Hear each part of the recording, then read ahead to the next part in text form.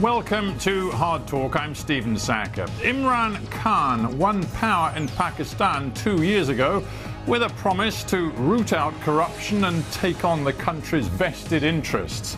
So how's it going? Well, rising food prices and the COVID pandemic have left many Pakistanis feeling worse off, while the anti-corruption drive has become a political battleground. My guest today, Ishaq Dar, was Pakistan's finance minister, a key lieutenant of former Prime Minister Nawaz Sharif. Now, both of those men are trying to rally opposition to Imran Khan. But how much credibility do they have?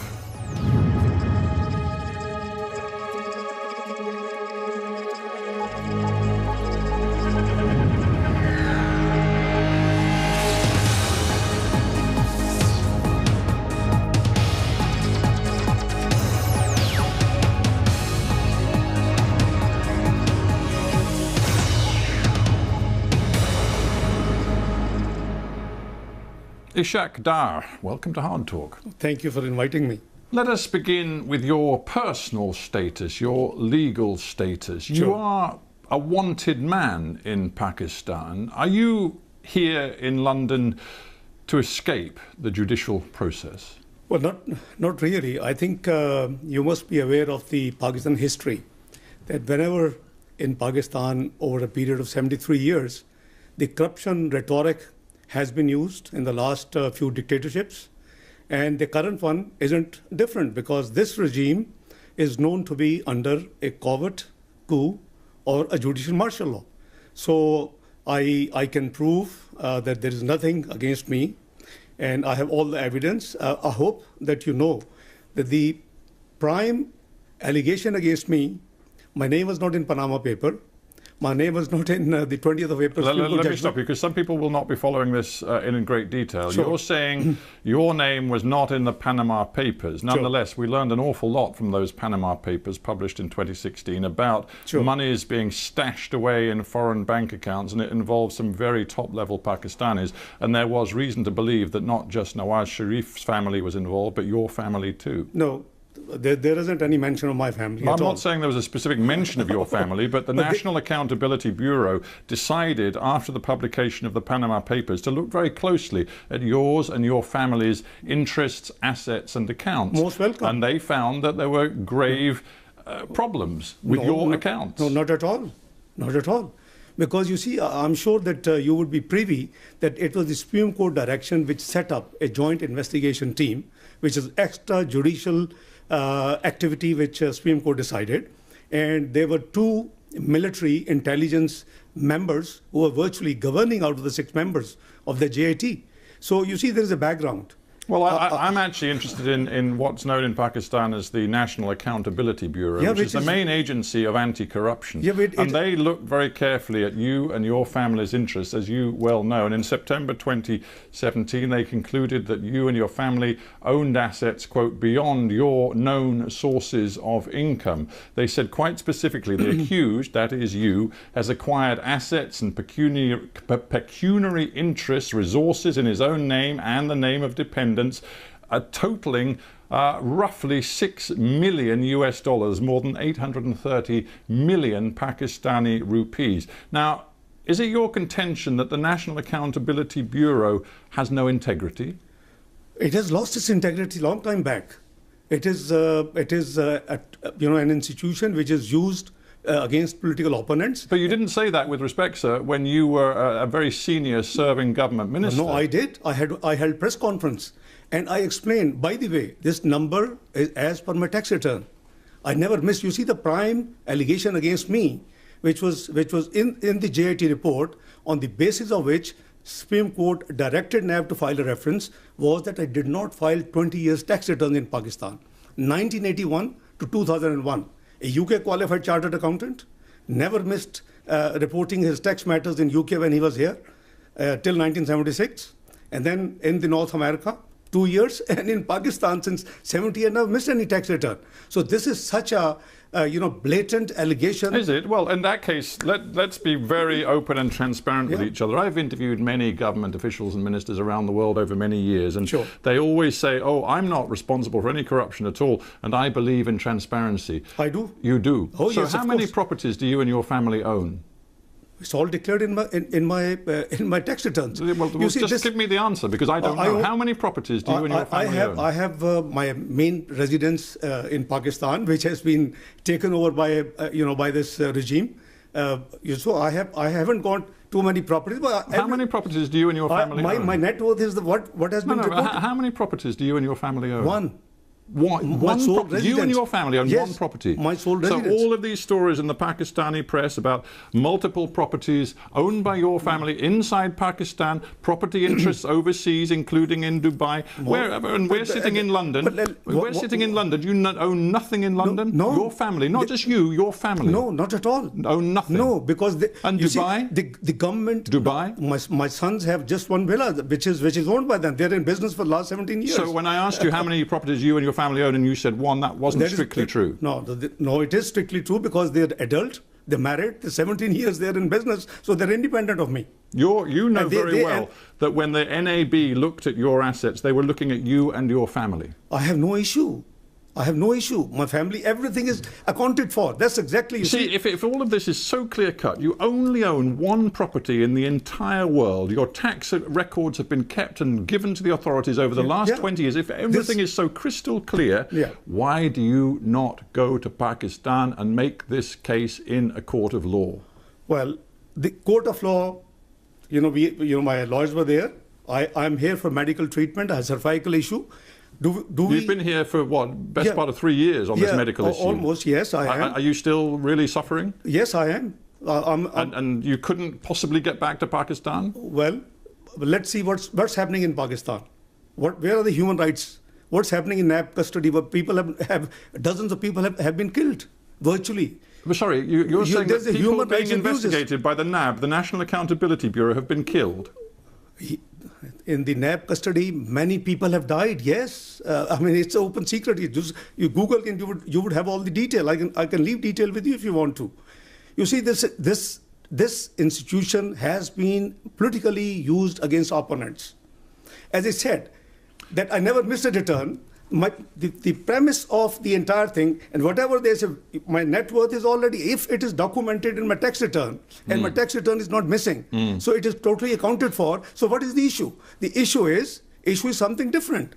Because Mr. Sharif was fighting for the civil supremacy, and I have always been fighting for the financial and fiscal discipline and transparency. Right, so you introduced the name Mr. Sharif, so I think we need to talk about Mr. Sharif as well as yourself, because Nawaz Sharif is also in London, also on medical grounds. He, manhandled by the NAB, in his custody. Manhandled, you say. The truth is, Nawaz Sharif is a convicted criminal. Well, I hope you know that both cases in which he has been convicted, in both judgments, it has been written that the prosecution has not been able to prove any corruption, any kickback, any loss to the exchequer. So what else we want? I'm sorry, sir, but it is quite clear that he is a convicted criminal. And again, the Accountability Court, which works alongside the National Accountability Bureau, found against Mr. Sharif. I believe he was given a 10-year sentence, and it was reduced ultimately to 7 years. He was then allowed to come to London on medical grounds, the same medical grounds that brought you to London too. So here the two of you sit. And now, you and you of course used to be his finance minister in the Pakistan government, you and he put yourselves forward as leading voices in the opposition in Pakistan, demanding early elections and an end to Imran Khan's government. And I ask you, what credibility do you think you have with the Pakistani people? I think what credibility Imran Khan government has. The world has witnessed that it was a stolen election, it was a rigged election. It's not we are saying, we have experienced. All pre-poll 2018 surveys indicate the PMLN will win. But the observers, the Human Rights Commission of Pakistan, the dirtiest election. Everybody knows the election has been stolen from us. So I think we have every with respect, right. I just look back at the EU monitors report on that election. They reported some grave concerns about abuses in specific places, not involving just one party, but several different parties. But the final and ultimate conclusion was that they believed the result was credible, that Imran Khan's election victory in 2018 was credible. That was the conclusion of the EU report. Then you haven't read all the reports. The Human Rights Commission of Pakistan. You can cherry pick the most negative. I'm telling you that the EU monitors, highly respected, independent monitors, looked at everything that happened in Pakistan, and they concluded that Imran Khan's victory was credible. No, Free and Fair Election Network, which is the global one. Do we have any question on their integrity? What do they report? I don't believe that there's ever been an election in Pakistan without some abuses where every single thing was conducted with freedom and integrity. That doesn't work in Pakistan. The truth is Imran Khan has a democratic mandate. He's been in power for 2 years, and you are now saying to the Pakistani people he must be removed from office. Mr. Sarkar, this election has been stolen. It was a rigged election. There was a pre-poll rigging. Electables from our party were pushed to his party using the NAB. During the day, the results transmission system was choked off and was put off of hours. Our polling agents were expelled from the poll. Fafin has reported 35 seats were rigged and stolen. Otherwise, he would have never been in government. Well, your party chooses to say that. I would simply come back to Michael Gala, the chief of the the EU monitoring team, who said overall, I think you have to read the whole report. Result is credible. Well, you haven't read the whole report.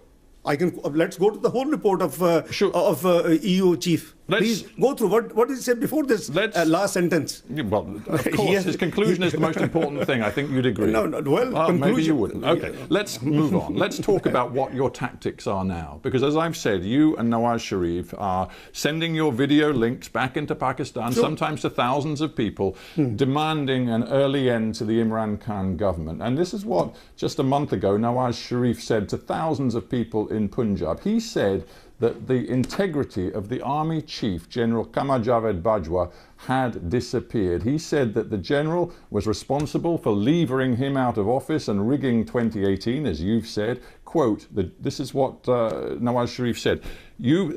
Directly to the general, the chief of the army, he said, you packed up our government and you put the nation at the altar of your own wishes. You rejected the people's choice in elections and installed an inefficient, incapable group leading to economic catastrophe.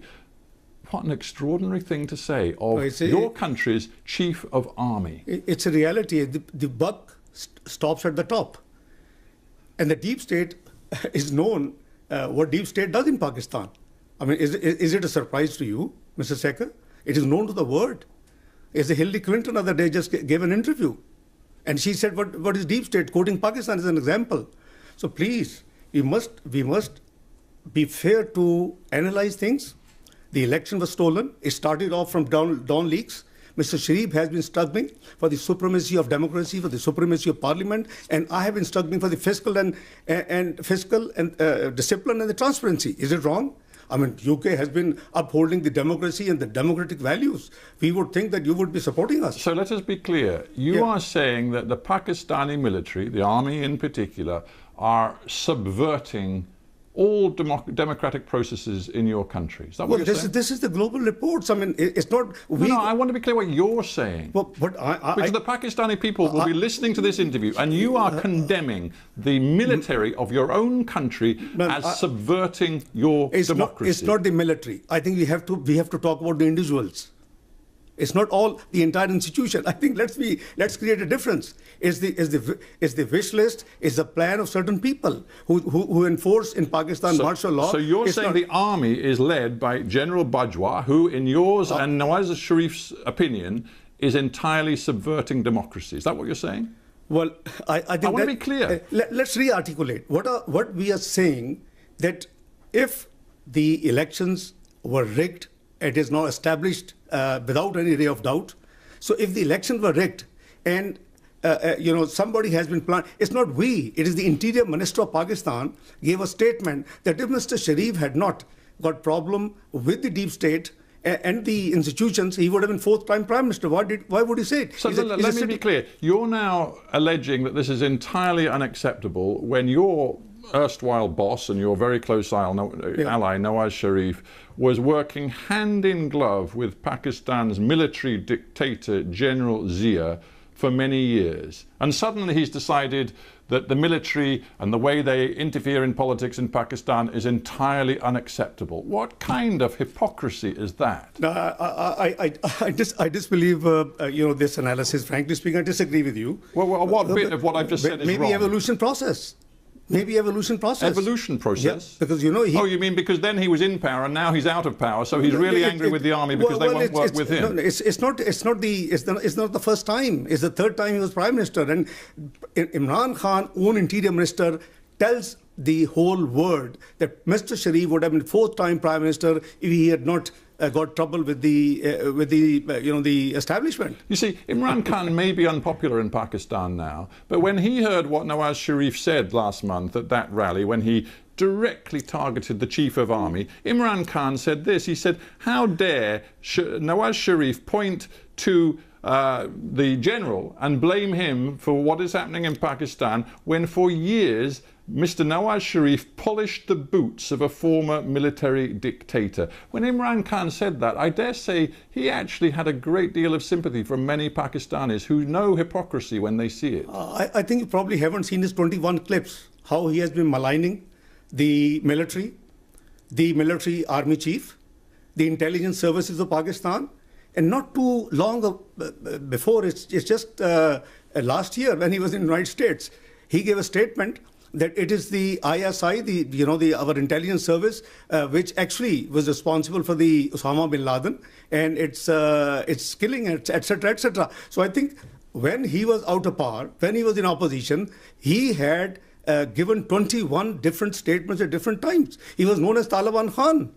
I mean, I don't know. Are we talking or wish to discuss his performance and our performance? Are we here to talk whether it is a pure democracy or is it an anocracy? You and other opposition elements have created this Pakistan democratic movement.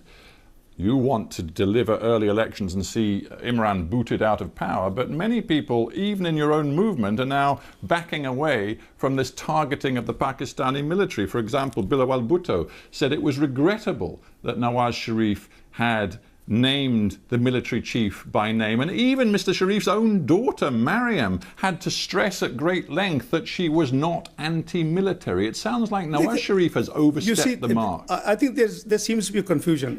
Mr. Nawaz Sharif as Prime Minister or otherwise is not anti-military. Please, let's be very clear. He blames certain individuals, and as I said, the buck stops at the top. If the Dawn leaks were there. There's a huge, history about that. I'm sure you will be privy to Dawn leaks. It relates to FATF. It relates to Pakistan going back to grey, which we brought out from grey, and it was white. So I think, if Mr. Sharif talks of certain interventions which are against the oath, against the Constitution of Pakistan, is something wrong? Let's talk about politics and your message to your own people. We know that Pakistani people are suffering right now. Food price inflation is soaring.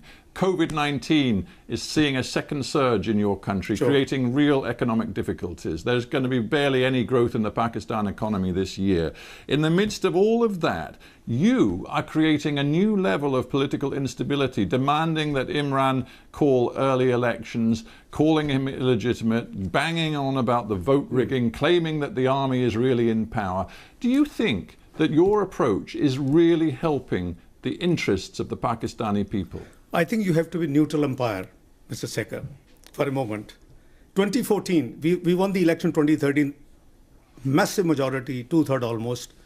2014, when Mr. Imran Khan comes to agitate for 4 constituencies rigged only, his claim, nobody spoke. Yeah, and Mr. Dar, you're going back now. You're going back 6 years, and I'm putting myself in the shoes of a Pakistani today who sees rising food prices, political instability, geopolitical instability, and he wonders whether the opposition sitting in London, yourself and Mr. Nawaz Sharif, really have the interests of ordinary Pakistani people at heart. We have interests of Pakistani people at heart, and that's why we are moving.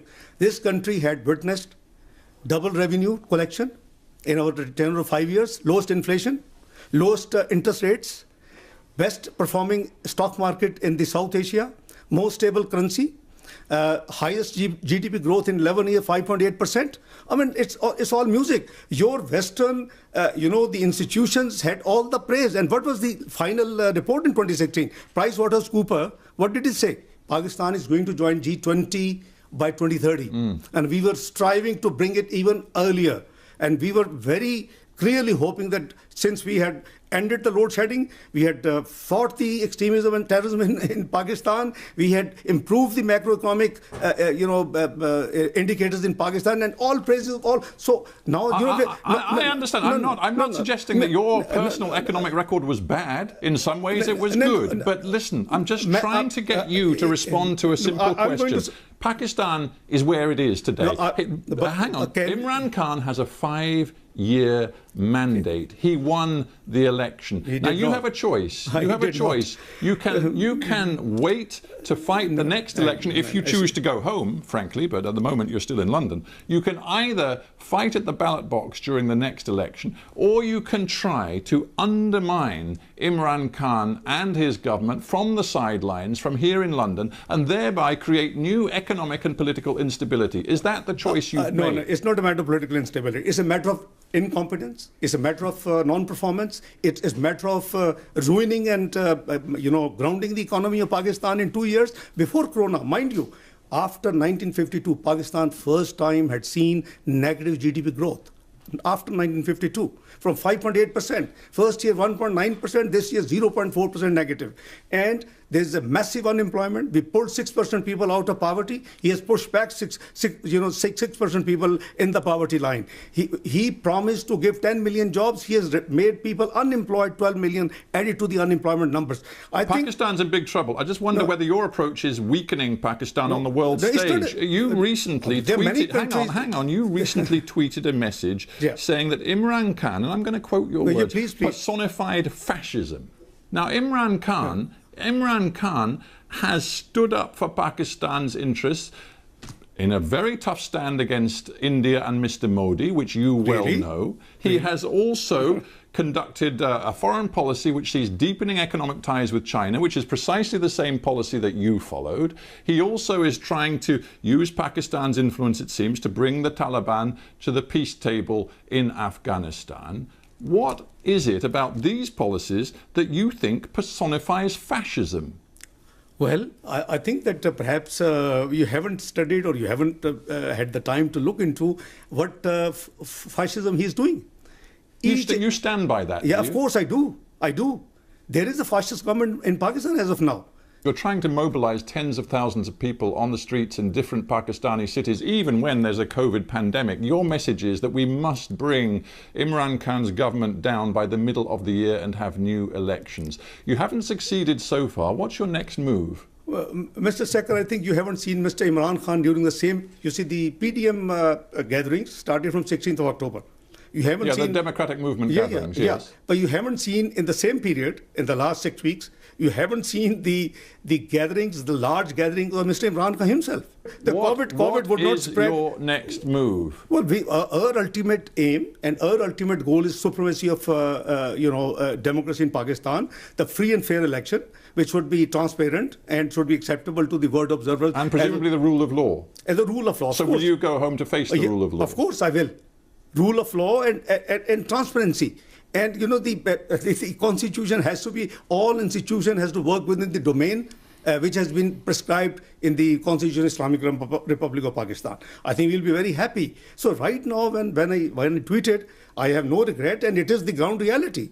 I mean, I can give you, a prime minister who calls the Director General of the Federal Investigation Agency and gives them names and says go and arrest them. I mean, what sort of, governance this is? Well, we have to end it there, but I do thank you very much indeed for coming into the Hard Talk studio. It's a pleasure. Ishaq Dar, thanks very much. It's a pleasure. Many thanks.